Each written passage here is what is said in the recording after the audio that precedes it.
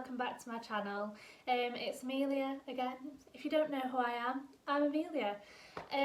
Please don't forget to subscribe, hit the like button if you enjoy this video and click the notification bell to be notified of when I post in the future. My Instagram username is ameliaturner_20. I'd really appreciate it if you could go and follow me over there. I post a lot of stuff on my stories where I like you guys to get involved, so the help is much appreciated. So today's video is going to be a tipsy Q&A. Now, I'm only saying this because it's currently 5:30 and this is the sort of time during lockdown that I've been enjoying getting a nice little drink and sitting outside. It's been quite sunny, so that's what I've been enjoying doing. So I have got myself a gin with lemonade because I'm not a big fan of tonic and I've just popped a few raspberries in there. So I would like you all, before we start this video, please go and grab yourself a tipple of your choice. That could be a cup of tea with some biscuits, a dilute squash, an alcoholic beverage of your choice, whatever tickles your fancy. I want this to be something that we can just enjoy together. Everyone watching can just chill, relax, wind down, something to take our minds off the fact that we are still stuck in the house. So yes, go and grab yourself a nice little drink and prepare for our tipsy Q&A. Let's go. So, have you got your drink? We're going to begin. I'm going to try it out and see if it's good. It should be. Right, pop that down there and we shall begin. So over on my Instagram I asked you guys to ask me some questions that you'd like me to answer in this video, and I got quite a lot, so I picked out the few that I thought were the most interesting, stuff that I would want to know if it was other people answering them. So number one, is a maths degree as bad as A-level maths? So where can I even begin? I thought that A-level maths, and I think the person who wrote this knew how I found A-level maths because they were doing A-levels with me. I did struggle at A-level. I did find it a huge jump up from GCSE, which I'm sure most people do agree with. It is a giant jump no matter what you do. No matter what your subject choices are for A-level, it's going to be a jump up from GCSE. You're just not expecting it. It's so difficult. But I struggled, especially in maths. I thought I was never amazing at maths, ever. And my GCSE teacher just said, go for it. I think you've got the ability to do it if you apply yourself. It's not something that I particularly enjoy, and it's still not something that I enjoy, which I know is a bad thing because I do it at uni. But it's what I'm sort of good at, and if I apply myself then I can succeed in it, so we're still going with the maths. So in a word, I need to get back to the actual question. Is a maths degree as bad as A-level maths? It is 10 million times worse. 10 trillion times worse. Whatever number you want to think of, it is horrific. Do not do it to yourself. Don't do it to yourself. If I could go back in time and say, Amelia, don't do it. I know you're thinking about the job that you're going to get and the money that you're going to get, but don't do it. It's not worth the hassle. It is the bane of my life. It's the hardest. I cannot tell you how difficult I find it. It doesn't come to me naturally in the slightest. I have to work so hard at it, and I spend 99% of the time feeling like I am the absolute dumbest person in the whole of the 200 people, well, 300 people who do maths at Lancaster. It's a huge jump up, and I would say the biggest problem is that I didn't do further maths at A-level, and we say you don't need to. I did actually look into it a hell of a lot before I applied to do maths at uni, and they said you don't need it. I don't know what sort of person can say you don't need it, because everyone knows what's going on. For the first, I don't know, 5 weeks, everyone knew. Well, that's the second year. The first year, everyone knew what was going on throughout, and I was like, what's this? And then second year, the first 5 weeks, everyone was sailing through it, and I had to work so hard. So I would say if you are considering a maths degree and you haven't done A-level further maths, just take a moment and think, how much do you want to absolutely have to push yourself to catch up? Because it is, I'm still catching up. It's a catching up game constantly. So yeah, if you would like an extended video or vlog on me doing maths at uni and what it's like, please let me know in the comments, because that is something that as you can tell, I'm very passionate about it, because I don't want people to go through the same experience that I have at uni, because I don't think I've had a particularly very good time at uni. I don't enjoy it at all, so please let me know. Moving on to the second question. I will be happy again now. What things are you doing in quarantine or during quarantine? Like, I think this means like to keep myself busy. So first of all, I would definitely say starting my YouTube channel is the main thing that I had in mind. As soon as I heard that lockdown was being announced, I thought, being in the house so long, I needed something to keep my brain active, and obviously my channel is something that I've wanted to set up for a really long time. It's something to keep my mind occupied. Other things are, I've started reading a lot more, so I'm going to grab my book. So this is the book that I'm reading currently. Oh my god, what a complete Aisling novel. My mum read this before me on holiday and said it was amazing, so I'm giving that a go, and I'm quite a while through it. And then I've got this one, Sophie Kinsella, I Owe You One, to read afterwards. I've read a lot of her books before and they're really, really good, so I'm going to give that one a go after. Other than that, I've been doing my makeup a lot just to sit in the house and doing my hair, stuff like that. Like, looking after myself a lot more. I'm tanning a lot more. I'm just taking care of my body and really like looking after it. I'm not one for working out particularly. I have a gym membership up at uni and I don't particularly use it very much, I'm not gonna lie. I do like exercising and I like the results, but I don't really enjoy doing it in a gym setting. I am a horse rider, that's my hobby, and dancing. I'd much rather exercise in the form of those sports than rather going to the gym and doing squats and stuff like that.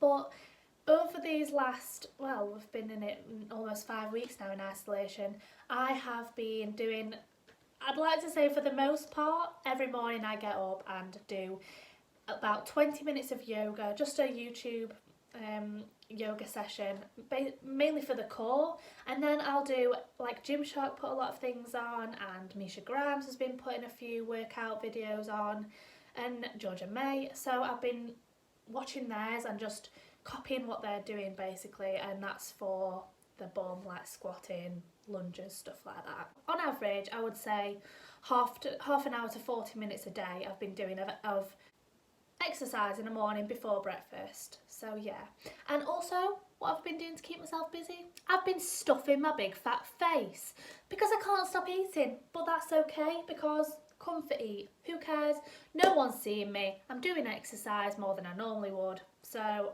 I don't see the problem in eating because it is my passion. I love food, absolutely love food, and also keeping me busy. Online shopping, bit of a problem, can't stop, but that's not a problem because I can just act like I have a load of money. Who cares? I'm gonna have another drink. Everyone take a sip. Question number 3. Do you still have uni work to do? So this is a really interesting one, and once again I would do a video on this if anyone wanted me to. I know a lot of universities are different, so all schools, secondary and primary and colleges, they don't have any exams for definite, like not a single school can have an exam, or a college, so A-levels and GCSEs are cancelled.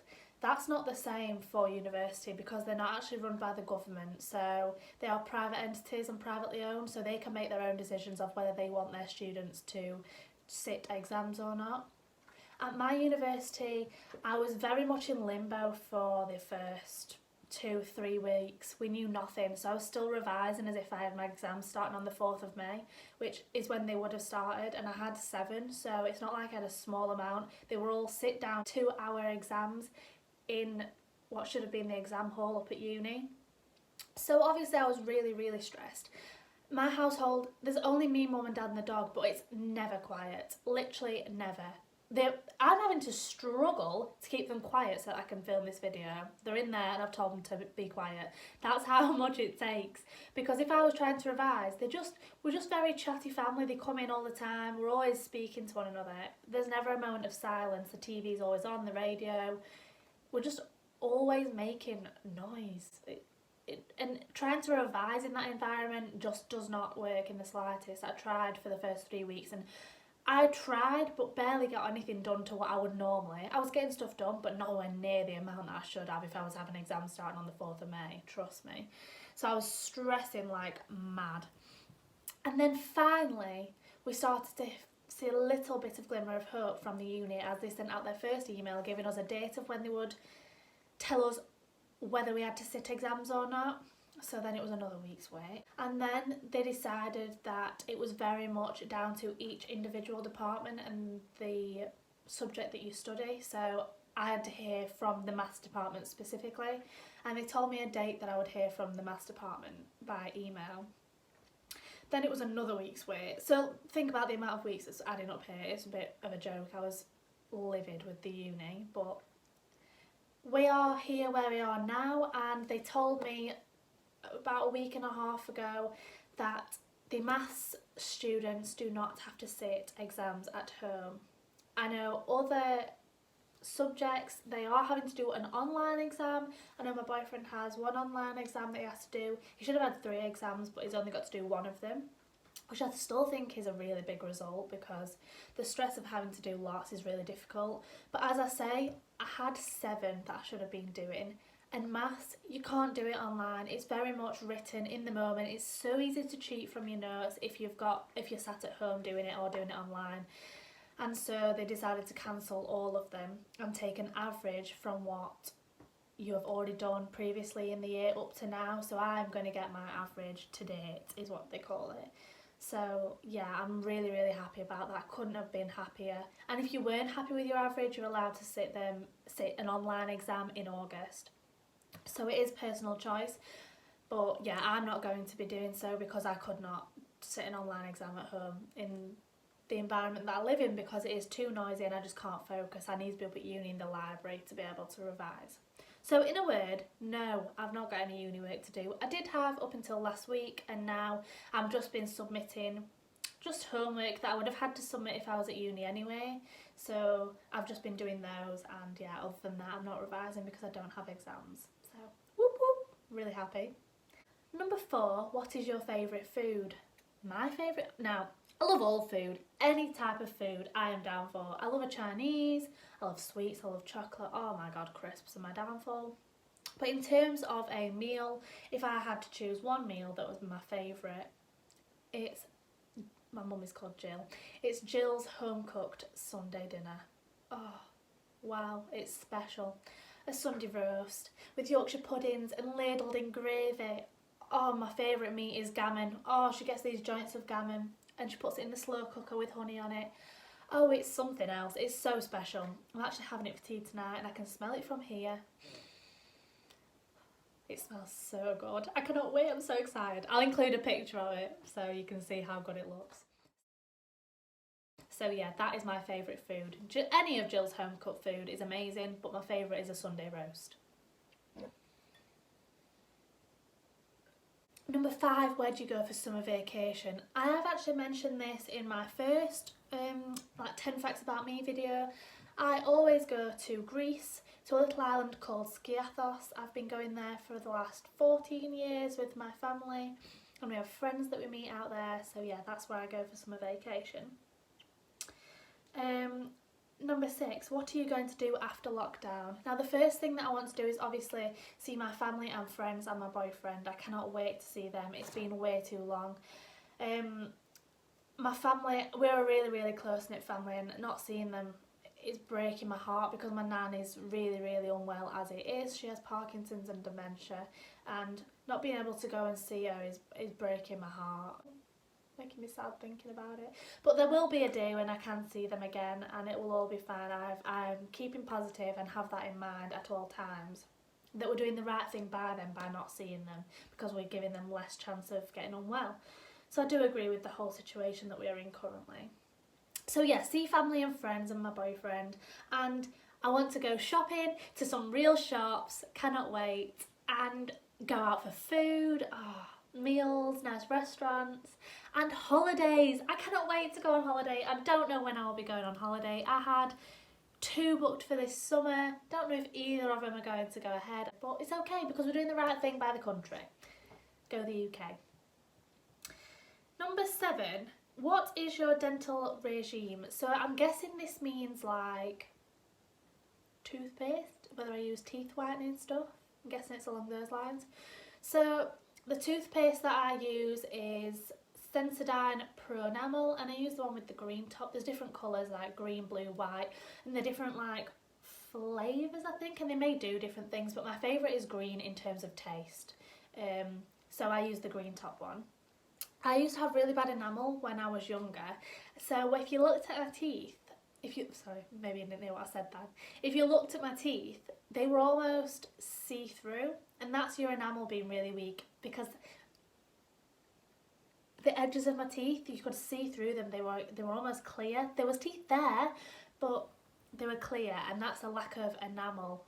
And also they would break off and chip a little bit on the edges, and so my dentist would have to always file them, like to make them rounded again into the normal shape. And I started using Sensodyne Pro Enamel, and I know that all of these like toothpaste on the TV, you think that's never going to work, no chance, but I kid you not, it has worked like a godsend. And if I don't use it for a few days, I can literally tell straight away that my enamel is getting weaker again, so I won't stop using it. It's really, really good, I swear by it. But I will say, I've never had my teeth whitened. I had braces a few years ago now. One thing for keeping my teeth straight, I've worn my retainer every night since my braces were taken off. I won't not wear them. I'm on my second retainer because I broke the first one. And I won't go a night without them because I'm terrified that my teeth will move. And that probably sounds stupid to all of you listening, but I don't want my teeth to go back to being wonky. I like them as they are. So I keep wearing them. I've never had them whitened. I've thought about it, but I think they're quite nice and white. I don't know, maybe one day I will whiten them, but I don't want to do an at-home kit. I will definitely get it done at my dentist to keep my teeth safe. Now, this is a really, really interesting question, and I don't really know how to go about this one because I don't want to offend anyone. It's, if you were UK leader for the day, what changes would you make? And I think this is very, very difficult in terms of the circumstances that we are currently in. Personally, I think that Boris Johnson is doing a really, really good job. I think he's working under really difficult circumstances, and no matter what your political stance is, you can't knock him for how hard he's trying. He's doing everything he can for our country. So I'm not going to say what I would change because I don't want to offend anyone, as I've said. I do have political views, but I don't voice them because I don't want to, as I said, offend anyone. So I have my views, I like everyone else to have their own, and yeah, everyone's entitled for their own views on that one. But I do think that what is happening currently, I think that we are doing our best in the situation, as in government are doing their best. So yeah, that's that one. And then finally, what travel plans did you have for this summer? So obviously, like I've just said, I had Greece booked, Skiathos. We go for 3 weeks in summer, so I had that booked. And then I also had Florida booked, and we were going to go to Disney for 2 weeks, and that was overlapping my 20th birthday. I was so excited. I was going with my boyfriend and his family and his little niece. Yeah, that's Lexi. She's like my little mini best friend. So yeah, I was dead excited, and now it's all up in the air, but we will always move it to next year, so no matter what, I will go to Florida. Keep your fingers crossed. I'm super excited to go there finally because I've always wanted to go to America. So yeah, that were my travels plans for this summer. I would have also probably gone somewhere in the UK with my boyfriend. We went to Bath last year and that was really nice, so we were looking at booking that again for a little break at some point, but I don't know, something will happen I believe this year, but I don't know abroad, but something will happen, I'm sure, or the start of next year, I'm sure. I'll keep my fingers crossed. Oh, I forgot this one. Will you do a reaction to your TikToks vlog? Now, a few weeks ago I got really bored and downloaded TikTok, and I did a few of them. And I know some people, no offence to anyone, but some people are taking it so seriously. And you girls are stunning, literally stunning, but how do you have the self-confidence to stand there and pose? I cannot take myself so seriously. And I think people are probably going to be thinking, oh, she's taking herself seriously on her videos. I'm not. It was all one big joke. Me and my mum were laughing our heads off sat in the living room watching me make them. Oh, some are hilarious. So whoever said that, I will at some point do a vlog of me watching them back. It might be in a few months' time because I've not created any new ones for a while. So I think in a few months' time I will look back at the TikToks that I've previously made and I'll do reactions and show how funny I find them, because I find them hilarious, honestly. The ones that I did, if you haven't, go and check out my TikTok if you haven't already, because they are funny. They're not taking myself seriously. I don't love myself. It's just funny and humorous, and I just wanted to cheer myself up, so I think I succeeded in that when I made them. So yeah, that is all of the questions from the Q&A that I got off you guys on Instagram. I'm now going to finish my drink and go have my yummy Sunday roast, even though it's not Sunday, it's currently a Thursday when I'm filming this. But yeah, we're having Sunday roast and I can't wait. So have a lovely evening, guys. Thanks for watching. Bye.